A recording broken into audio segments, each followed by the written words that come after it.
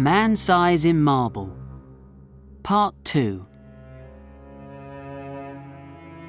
Everything that happened on that day is burned into my memory, and I'll tell the story as clearly as I can. I got up early, I remember, and had just managed to light the kitchen fire when my lovely wife came running downstairs, as bright as that clear October morning. We enjoyed making breakfast together and washing the plates and knives afterwards. We cleaned and tidied all morning, and then had cold meat and coffee for lunch.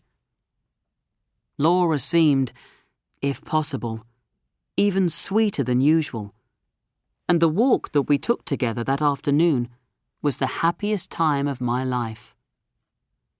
When we'd watched the sun go down and the evening mist thicken in the fields, we came back to the house, silently, hand in hand.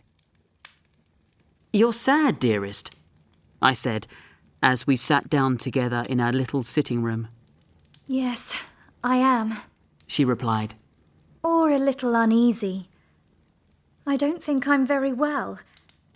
I've shivered 2 or 3 times since we came in, and it isn't cold in here, is it?" "You haven't caught a cold from the mist, have you?" I asked her worriedly.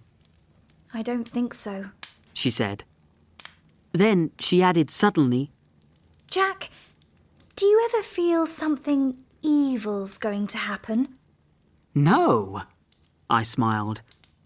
"I don't believe in that kind of thing." "I do," she went on. "The night my father died, I knew it, although he was far away in the north of Scotland." We sat watching the fire for some time in silence. In the end, she jumped up and kissed me suddenly. "Don't worry about me," she said. "I'm better now. What a baby I am. Let's play some music together." So we spent a happy hour or 2 at the piano. At about 10:30, I felt I needed my pipe.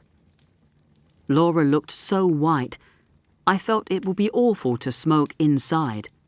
So I said, "I'll take my pipe outside." "I'll come too." "Not tonight, dearest. Go to bed. You look really tired." I kissed her, and was turning to go when she threw her arms round my neck and held me close, saying, "I never want to let you go.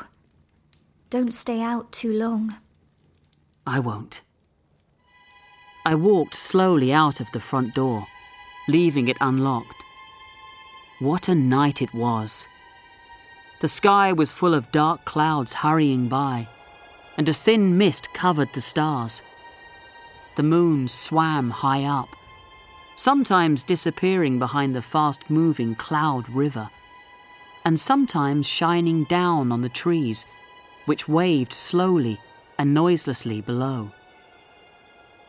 There was a strange grey light that night, which shone over all the earth. I walked up and down. Everything was silent. The wind was so high in the sky, even the dead leaves on the path were still and quiet. Across the fields, I could see the church tower, standing black against the sky. I heard the church bells striking. It was 11 o'clock already. I turned to go into the cottage, but the night held me.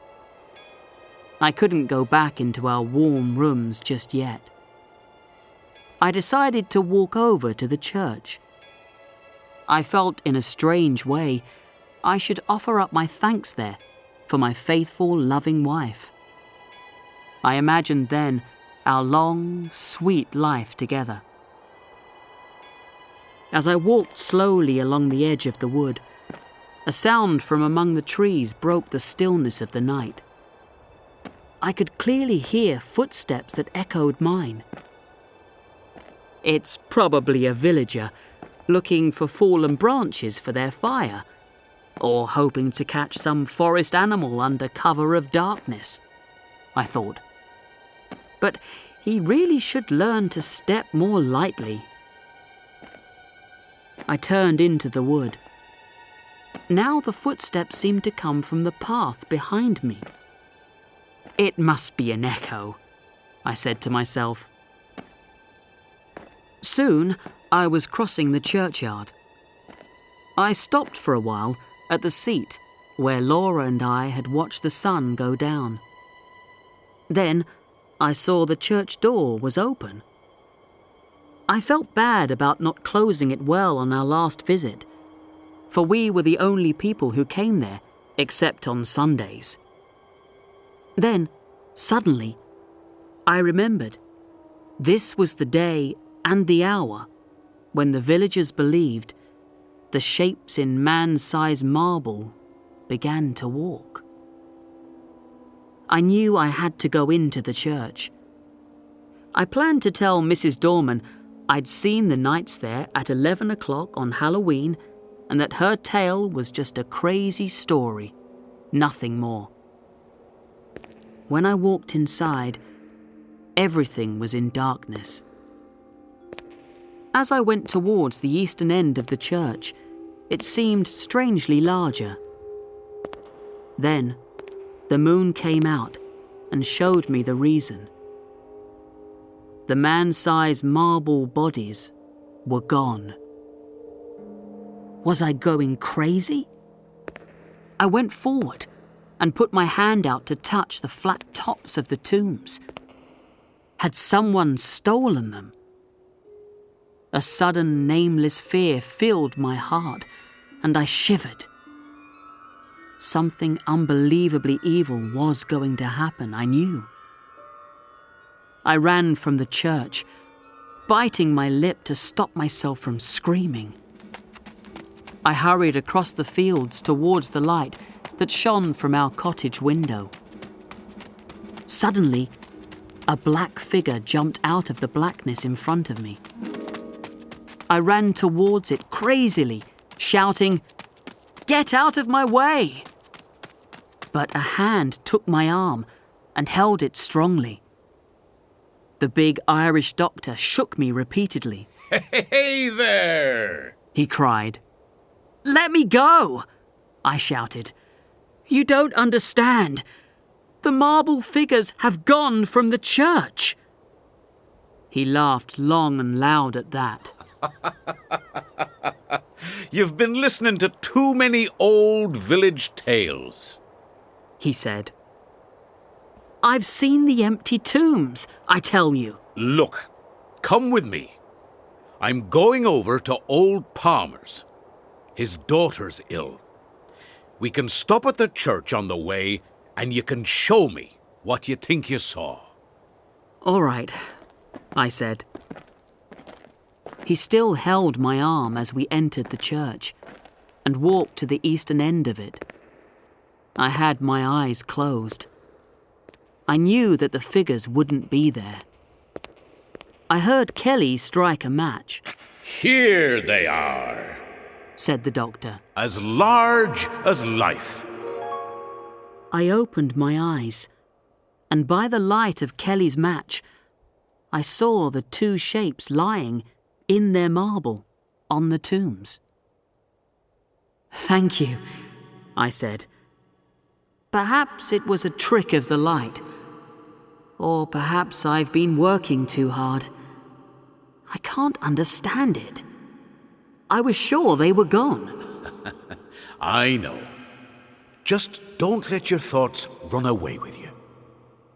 He was looking closely at the figure on the right, whose stony face was the most evil and deadly. "Will you look at that?" he said, pointing.